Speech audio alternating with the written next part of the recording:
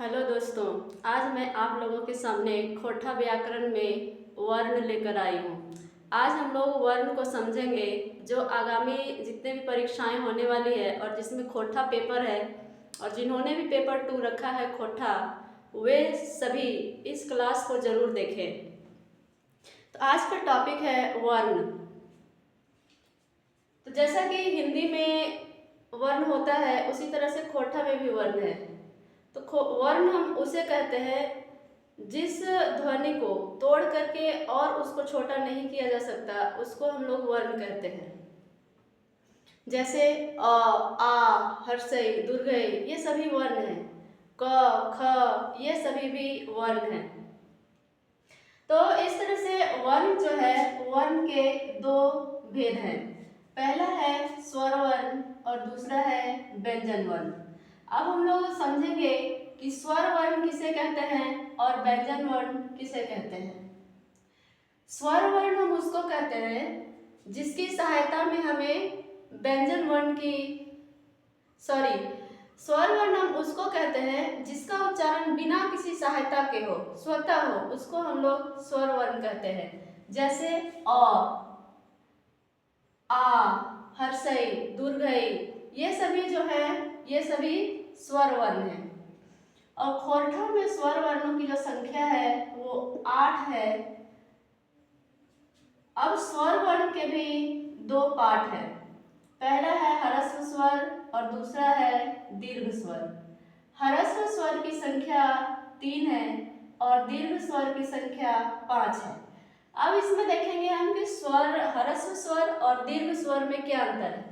तो ह्रस्व स्वर जो है इसका उच्चारण में बहुत कम समय लगता है और दीर्घ, जैसा कि नाम से ही पता चलता है कि दीर्घ का मतलब होता है बड़ा, यानी जिसका उच्चारण में, जिस स्वर वर्ण के उच्चारण में ज्यादा समय लगता है उसको हम लोग दीर्घ स्वर कहते हैं। ह्रस्व स्वर की संख्या 3 है, अ, हर्षई और हर्षौ। दीर्घ स्वर की संख्या 5 है, आ, दुर्गई, दुर्गौ, ए और ओ। इस तरह से देखें तो हम स्वर वर्णों की कुल संख्या 8 है। परीक्षा में पूछ लिया जाता है कि स्वर वर्णों की जो संख्या है वो कितनी है, तो 8। यहाँ से फिर एक प्रश्न बनता है ह्रस्व स्वर की संख्या कितनी है, तो 3। और फिर इस तरह से भी पूछ लिया जाता है कि इन तीनों में से किसी एक को दे दिया जाए और इनमें से किसी को दे दिया जाए और उसमें बोलेगा कि इनमें से कौन ह्रस्व स्वर है। तो यहाँ से हम ये सभी जान लिए।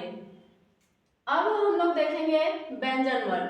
तो व्यंजन वर्ण किसे कहते हैं, जिस वर्ण के उच्चारण में स्वर वर्ण की सहायता ली जाती है उसको हम लोग व्यंजन वर्ण कहते हैं। जैसे क, ख, ग, घ, अंग। तो इसमें से अगर हम देखें, बोल करके देखा जाए, तो जैसे हम बोलते हैं क, तो क बोलने के बाद लास्ट में क्या आ जाता है, अ। तो यानी क का जो उच्चारण है उसको करने में हमें स्वर वर्ण की सहायता लेनी पड़ती है। तो इसका परिभाषा हम इस तरह से बोल सकते हैं कि जिस वर्ण का उच्चारण स्वर वर्ण की सहायता से होती है उसको हम लोग व्यंजन वर्ण कहते हैं। इस तरह से क को तोड़ा जाता है। अब देखें कि व्यंजन वर्णों की संख्या कितनी है। तो व्यंजन वर्ण क, ख, ग, घ, अंग। तो अंग जो है यहाँ पर हम देख रहे हैं, अंग का जो प्रयोग है वो खोठा में नहीं किया जाता है। च, छ, ज, झ, इय इसका प्रयोग होता है। ट, ठ, ड, अड, ये अड है जिसके नीचे बिंदी है, ढ, अढ़ और मूर्धन्य। मूर्धन्य का भी प्रयोग जो है वो खोठा में नहीं होता है। त, थ, द, ध, न, प, फ, ब, भ, म, य, र, ल, व, तालव्य स का प्रयोग, मूर्धन्य स का प्रयोग, ये सारा व्यंजन वर्ण में, खोठा व्यंजन वर्ण में नहीं होता है। स और ह यहाँ पर लिख देते हैं इसे, स, ये स, छ और तर, इनका जो प्रयोग है वो खोठा में नहीं किया जाता है। इसके बदले हम इसको दूसरे तरीके से लिखते हैं। तो इस तरह से देख लिए हम लोग व्यंजन। तो मूल व्यंजनों की जो संख्या है, अगर पूछ लिया जाए क्वेश्चन में कि खोरठा में मूल व्यंजनों की संख्या कितनी है, तो वो हो जाएगी 29। और उप व्यंजन इसके दो हैं, अड़ और अढ़। तो इस तरह से कुल व्यंजन अगर पूछा जाए तो कुल व्यंजन 31 है और मूल व्यंजनों की संख्या 29 है। और यहाँ पर है कि इनका प्रयोग जो है खोरठा में नहीं होता है, तो इसके बदले तालव्य स के बदले स लिखा जाता है, इसको भी स ही लिखा जाता है, इसको ख भी लिखा जाता है। इसको हम लोग बाद के वीडियो में देखेंगे कि इसको और कैसे कैसे लिखा जाता है।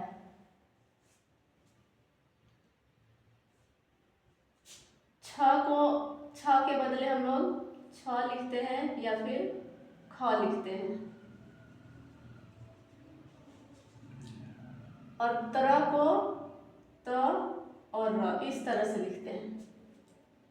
इसी तरह से यहाँ पर स्वर वर्ण में भी है, जैसे ऐ, ऐ और औ।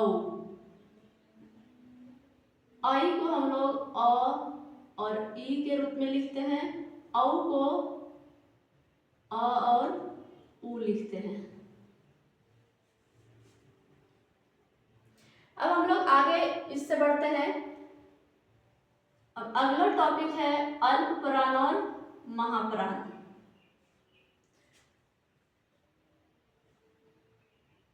अल्पप्राण जिसका उच्चारण में कम समय लगता है और महाप्राण जिसका उच्चारण में ज्यादा समय लगता है। इसको पहचानने का और एक तरीका है, जैसे कि जब हम इसका इंग्लिश ट्रांसलेट करते हैं, जैसे कि क है, क को के लिखते हैं तो ख को केच लिखते हैं। जिसके लास्ट में एच आता है वो जो वर्ण होगा वो महाप्राण होगा, और जिसके लास्ट में एच नहीं आएगा वो अल्पप्राण होगा। सिर्फ च एक ऐसा वर्ण है जिसका लास्ट में एच आता है, फिर भी ये अल्पप्राण है। अब अल्पप्राण पहचानेंगे कैसे और महाप्राण को कैसे पहचानेंगे, ये तो हो गया वर्ड से। अब है कि पहला, तीसरा और पांचवा, अगर हम इन तीनों को याद रख लेते हैं तो अल्पप्राण से कोई भी क्वेश्चन पूछ लिया जाएगा तो वो मेरा छूटेगा नहीं। तो पहला वर्ण, तीसरा वर्ण और पांचवा वर्ण, ये जो है ये अल्पप्राण कहलाते हैं। इसको यहाँ से समझे, ये पहला, तीसरा और पांचवा, ये जो वर्ण है वो अल्पप्राण है। क वर्ग में देखें तो क, ग, अंग का तो प्रयोग होता नहीं है, च, ज, य, ट, ड, अड, मूर्धन्य का प्रयोग खोरठा में नहीं होता है, त, द, न, प, ब, म, य, र, ल, व। ये य, र, ल, व जो है ये पहला, तीसरा, पांचवा रूल जो है उसको फॉलो नहीं करता।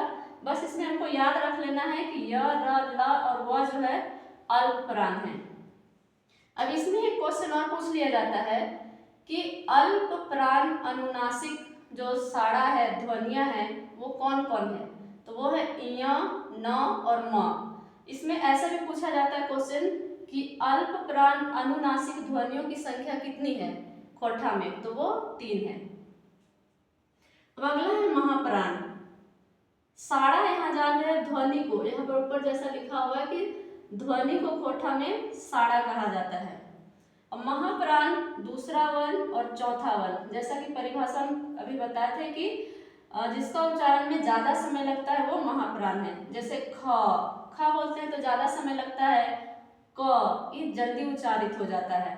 तो दूसरा और चौथा ये जो दोनों में जितने वर्ण आएंगे वे सारे महाप्राण हैं।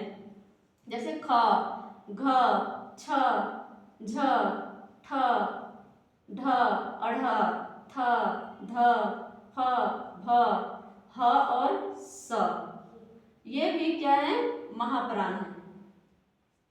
अब खोरठा का अपना विशेष महाप्राण है 4, और वो 4 है लह, लह, मह, रह और नह। जैसे खोरठा में शब्द आते हैं जैसे बोलना होता है उ काइल्हे गेलक, तो काइल्हे लिखते हैं तो उसमें लहा आता है। और जैसे हम लोग चूल्हा बोलते हैं तो चूल्हा में लहा आता है। पाल्हा उसमें भी लहा है। और हम ही इसमें महा है, खेरहा, बेरहा, नन्हा। तो इस तरह के जो शब्द हैं उसमें ये लहा, महा, रहा और नहा ये प्रयोग में आता है। और ये चारों जो है वो खोरठा के विशेष महाप्राण साड़ा है। अब हम लोग इससे आगे बढ़ते हैं और देखेंगे कि अघोष और घोष ये साड़ा क्या है।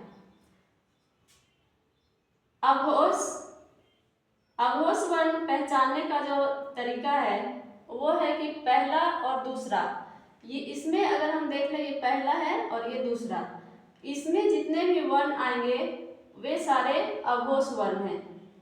जैसे क, ख, च, छ, ट, ठ, त, थ, प, फ और स। ये स जो है ये अघोष साड़ा है। इसमें क्वेश्चन पूछा जाता है, इसमें से कोई भी वर्ण दे दिया जाएगा और एक कोई दूसरा दे दिया जाता है और पूछ लिया जाता है कि इसमें से कौन खोरठा के या फिर अघोष साड़ा है, यह अघोष ध्वनि है। अब है घोष। घोष वर्ण किसको कहते हैं और इसको पहचानेंगे कैसे। तीसरा, चौथा और पांचवा, ये रहा तीसरा, चौथा और पांचवा। इसमें जितने भी वर्ण आएंगे वे सारे घोष होंगे। तो ग, घ, अंग। तो अंग का जो प्रयोग है वो खोरठा में होता नहीं है। ज, झ और इय, ड, अड़, ढ, अढ़, मूर्धन्य। मूर्धन्य का प्रयोग खोरठा में नहीं होता है।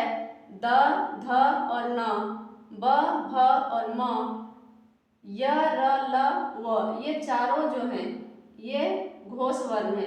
और अल्पप्राण महाप्राण के अनुसार देखें तो य, र, ल, व जो है वो अल्पप्राण है।